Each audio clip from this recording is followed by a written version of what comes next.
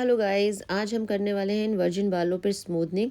Guys, अगर आप beginners हैं तो आप ये वीडियो देख के बहुत आसानी से स्मूथनिंग कर सकते हैं। मैं आपको स्टेप बाय स्टेप सारे समझाऊंगी कि कैसे आपने स्मूथनिंग करनी होती है। सबसे पहले अपने क्लाइंट के बालों की हिस्ट्री पूछनी होती है कि उन्होंने बालों में कोई हिना तो नहीं अप्लाई किया या कोई केमिकल ट्रीटेड बाल तो नहीं है उनके। अगर आप उन्होंने हिना अप्लाई किया होगा तो रिजल्ट जो है ना वो स्मूथनिंग का अच्छा नहीं आता। तो इसलिए हमने ये चीज़ अब कन्फर्म करनी है। अब हमने प्री ट्रीटमेंट शैम्पू लेना है और उससे उनके बालों को वॉश कराना है। प्री ट्रीटमेंट शैम्पू बहुत ही ज़्यादा इंपॉर्टेंट है इस प्रोसेस में। आपने हमेशा ये लेना है क्योंकि ये मॉइस्चर को ना अच्छे से निकाल देता है बालों में से, और जो बालों के जो बॉन्ड्स होते हैं उसको हमें ब्रेक करना होता है स्मूथनिंग प्रोसेस में। तो ये क्यूटिकल्स हमारे को ओपन करना बहुत ज़रूरी होता है।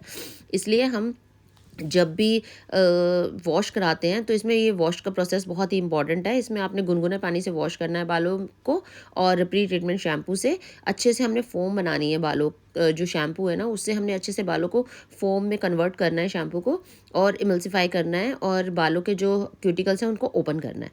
इसमें गाइज आपको 5 से 10 मिनट का टाइम लगना चाहिए, और आपने कम से कम 2 बार वॉश करना है, 2 बार शैम्पू लेके वॉश करवाना है उनका अच्छे से। जब ये वॉश हो जाएगा उसके बाद हम पूरा 100% ड्राई करेंगे और उसके बाद नेक्स्ट प्रोसेस शुरू करेंगे। गाइज़, मैं बार बार बोल रही हूँ आपको कि आपने जो वॉश है वो बहुत ही अच्छे से करना है, क्योंकि अगर आप वॉश अच्छे से नहीं कराओगे ना तो गाइज रिजल्ट भी थोड़ा सा ऊपर नीचे हो जाता है।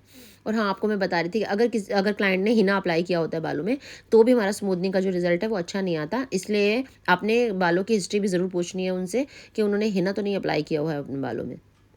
तो गाइज़ देखिए हम कितने अच्छे से इनके बालों में से शैम्पू करके इनके बालों का जो क्यूटिकल्स है उसको हम ब्रेक कर रहे हैं। बिल्कुल आपने सेम इसी फॉर्म में बालों को वॉश करना है। कम से कम 5-10 मिनट का ये प्रोसेस होता है और आपने अच्छे से वॉश करना है। कम से कम 10 मिनट आपने उनके वॉश में लगाना ही है। देन अब हम उनके बालों में करेंगे पूरा 100% ड्राई। अब ड्रायर करना है उनके बालों में हमने, और पूरे बालों को ना 100% ड्राई कर लेना है अच्छे से। कहीं पर भी आपने देखना है कहीं पर भी बाल आपका जो है वो वेट नहीं होना चाहिए, बिल्कुल ड्राई होना चाहिए। इसके बाद हम बालों में अच्छे से कॉम्ब करेंगे, और कॉम्ब करने के बाद सेक्शन बाय सेक्शन हम इसमें क्रीम अप्लाई करेंगे जो बालों का बॉन्ड है उसको ब्रेक करेगी, जिससे हमारा जो प्रोसेस है वो कंप्लीट होगा और बालों को हम बिल्कुल स्ट्रेट लुक देंगे। गाइज, इसमें मैं स्कॉच कॉफ की ग्लैड क्रीम यूज़ कर रही हूँ। इसका 0 नंबर है क्रीम का, क्योंकि इनके जो बाल हैं वो वर्जिन है। तो हम बहुत पतले पतले सेक्शन लेंगे गाइस। सेक्शन आपका 1 इंच से ज़्यादा का नहीं होना चाहिए, बिल्कुल ट्रांसपेरेंट सेक्शन होता है इसमें, और जिसमें आपके ना नीचे के फिंगर्स भी नज़र आनी चाहिए, मतलब बालों के अंदर से इतनी पतली लेयर होनी चाहिए। आपने इस क्राउन एरिया को अलग कर लेना है और पीछे बैक साइड का जो एरिया है उसको अलग कर लेना है। बहुत कंफर्टेबली आपने क्रीम को लगाना है, लेकिन जो प्रोसेस होगा आपका ना बहुत जल्दी फास्ट होना चाहिए और ना ही बहुत ज़्यादा स्लो होना चाहिए। लेकिन हमारा इसमें टाइम मैटर करता है, तो हम इसमें क्रीम को अच्छे से पेनिट्रेट करेंगे। एक एक बाल पर लगनी चाहिए आपकी जो क्रीम है, इसलिए हम इसमें बिल्कुल मोटी लेयर नहीं लेते।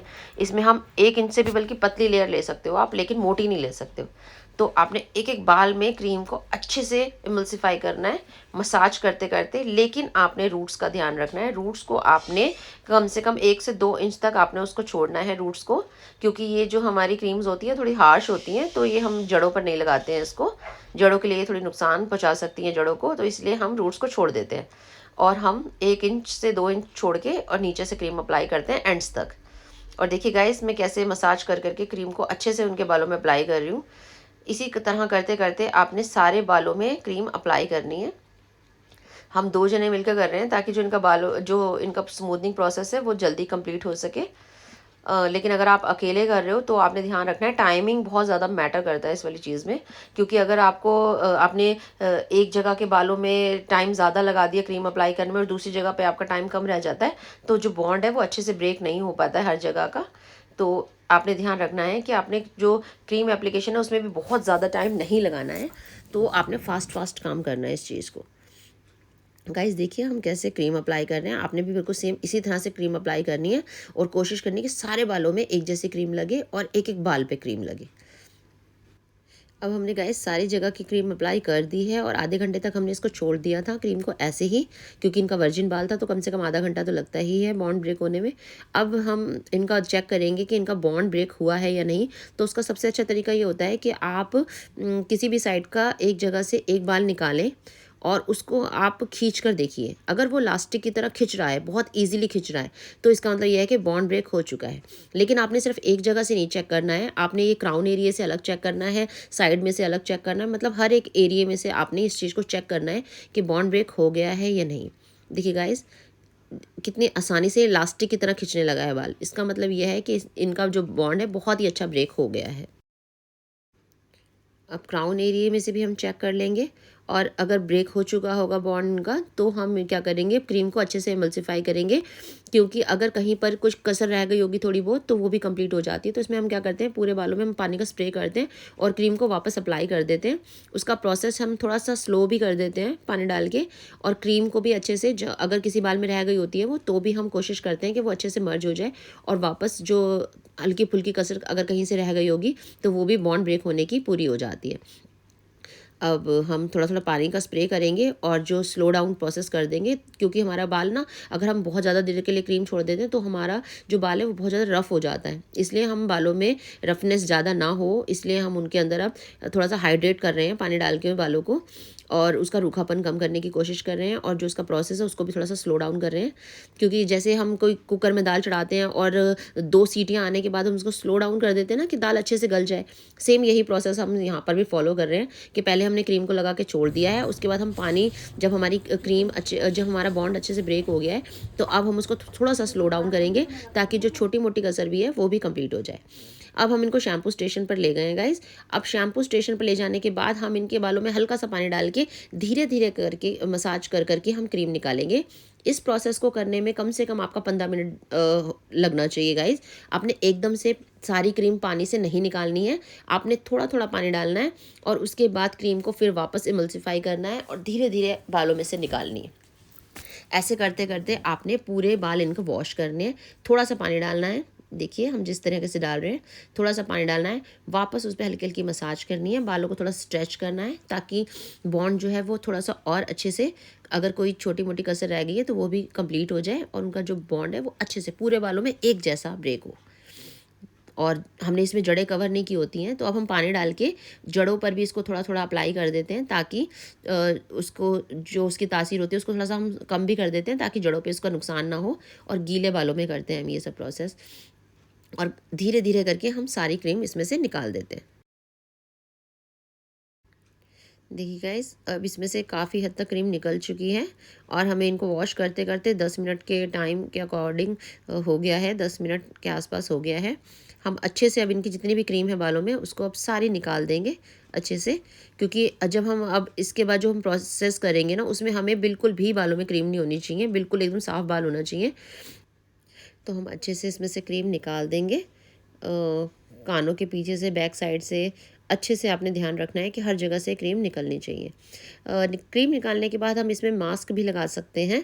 कभी कभी हमारा क्या होता है ना, बाल बहुत ज़्यादा ना ड्राई हो जाता है, ड्राई की तरफ चला जाता है, तो उसके लिए हम क्या करते हैं, बाल एक्स्ट्रा डैमेज ना हो या एक्स्ट्रा ड्राई ना हो, तो उसके लिए हम इस प्रोसेस के बाद ना हम मास्क भी अप्लाई कर देते हैं। वो आपने 2 से 3 मिनट के लिए मास्क लगा देना है इसमें, और उसके बाद उसको हटा देना है, निकाल देना है। वो मैं ये शूट करना भूल गई थी, लेकिन हमने इसमें भी मास्क लगाया है इनके, क्योंकि हमें लग रहा था बाल थोड़ा सा इनका ड्राई हो गया है, तो हमने फिर वापस मास्क लगा के उस ड्राइनेस को दूर कर दिया था। अब हम फिर से इनके बालों को पूरा 100% ड्राई करेंगे, लेकिन अब आपने ध्यान रखना है कि जो हमारी हीट होगी, ड्रायर की जो हीट होगी वो फुल नहीं होगी। हम इसमें मीडियम हीट पर इनके बालों को ड्राई करेंगे, क्योंकि अब इनका बाल जो है वो अब केमिकल ट्रीटेड हो चुका है, अंडर प्रोसेस है, तो अब हमारे बालों में थोड़ी सेंसिटिविटी हो गई है। तो इसलिए हम बालों पे पूरी गर्मैश के साथ, पूरी हीट के साथ ड्रायर को नहीं डालेंगे। हम इसमें जो हीट को है उसको हम वो करेंगे थोड़ा बैलेंस करके, और मीडियम हीट पर बालों को ड्राई करेंगे और पूरा 100% बालों को सुखा लेंगे। अब गाइस आया है इसमें प्रेसिंग का मोमेंट, और ये बहुत ही ज़्यादा इंपॉर्टेंट है, क्योंकि प्रेसिंग से ही आपका जो रिज़ल्ट है वो लॉक होता है। प्रेसिंग से ही आपके बालों की वजह जो स्मूथनिंग आप कर रहे हो उसमें आपका 100% रिजल्ट प्रेसिंग से ही आता है। तो आप इसमें अब जो स्ट्रेटनिंग करेंगे ना, आप ये बहुत ही ज़्यादा फाइन सेक्शन के साथ करनी है। आपने बिल्कुल इसमें सेम वही प्रोसेस फॉलो करना है जो आपने क्रीम के साथ किया था। 1 इंच से भी कम आपने पतले सेक्शन लेने हैं, और उसमें आपने कम से कम 10 से 12 स्ट्रोक के साथ प्रेसिंग करनी है। और प्रेसिंग का जो टेम्परेचर आप रखेंगे, स्ट्रेटनर का जो आप टेम्परेचर रखेंगे वो रखेंगे, अगर पतला बाल है तो आप उसमें 180 से 190 के बीच में रखेंगे प्रेसिंग का टेम्परेचर। और आपका बाल अगर मोटा है, कुछ साउथ इंडियन लुक स्टाइल में बाल है आपका, बड़ा वर्जिन बाल है, मोटा बाल है, तो आप उसमें 210 या 220 भी रख सकते हैं। लेकिन बेसिकली जो हमारा टेम्परेचर रहता है प्रेसिंग में, वो आपका इस टाइम पर 190 से 180 के बीच में ही रहता है। तो इनके बाल थे वो जो नॉर्मल थे, ना ज़्यादा पतले ना मोटे, तो हम इनके बालों में 190 को लेकर चल रहे हैं टेम्परेचर। और बहुत ही फाइन, बहुत ही पतले सेक्शन के साथ हम इनकी प्रेसिंग कर रहे हैं। गाइस प्रेसिंग में ना, इस पूरे प्रेसिंग के प्रोसीजर में ना, कम से कम आपका ना 1 घंटा तो लगना ही चाहिए। अगर आप 2 जने मिलकर कर रहे हैं तो भी कम से कम आपका आधा पौना घंटा तो लगेगा ही लगेगा प्रेसिंग करने में।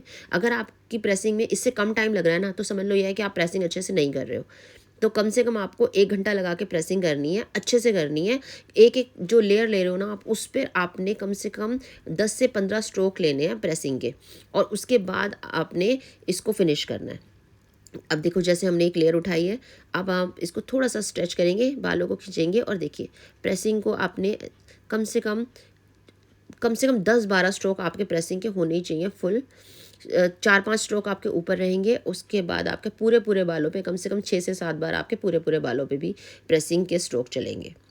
जितनी फाइन प्रेसिंग होगी, मैं आपको बार बार बोल रही हूँ कि जितनी फाइन प्रेसिंग करोगे आप, जितनी अच्छी प्रेसिंग करोगे, उतना ही स्मूथनिंग का रिजल्ट है वो लॉन्ग लास्टिंग आता है, बेस्ट आता है।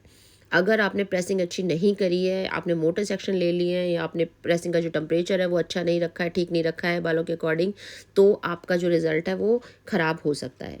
तो आपने ये बहुत ही केयरफुली और बहुत ही ध्यान से करना है, बहुत ही ध्यान से आपने ये वाला जो प्रोसीजर है इसको फॉलो करना है। क्राउन एरिया, आगे से पीछे से, आपने हर जगह से बालों की फाइन सेक्शन ले लेके प्रेसिंग करनी है। गाइस अब इनकी देखिए प्रेसिंग बिल्कुल कंप्लीट हो चुकी है, एक एक बाल हमारा स्ट्रेट हो गया है। अब हम इसके ऊपर जो नेक्स्ट प्रोसीजर फॉलो करेंगे वो मैं आपको बताती हूँ। अब वापस से हम इनका क्राउन एरिया की पार्टीशंस कर रहे हैं, और पीछे से हम इनके सेक्शन वाइज पार्टीशन करेंगे, और उसके बाद मैं अप्लाई करूँगी न्यूट्रलाइज़र। जी हाँ, अब हम इन पे लास्ट क्रीम अप्लाई करेंगे।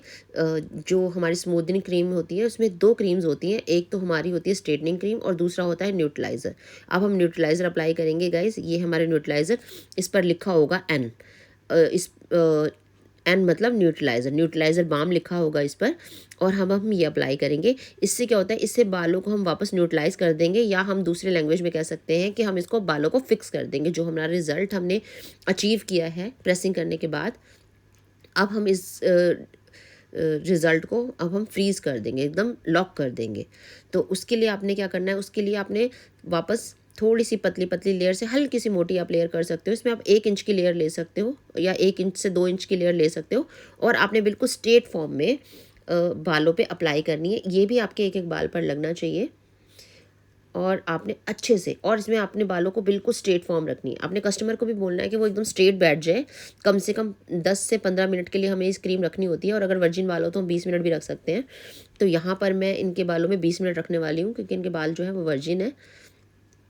और पतली पतले सेक्शन निकाल कर मैं न्यूट्रलाइज़र क्रीम इनके बालों में लगाऊंगी, सेम उसी वाली कंडीशन में जैसे हमने इनके फर्स्ट क्रीम अप्लाई करी थी, या जैसे हम स्पा लगाते हैं।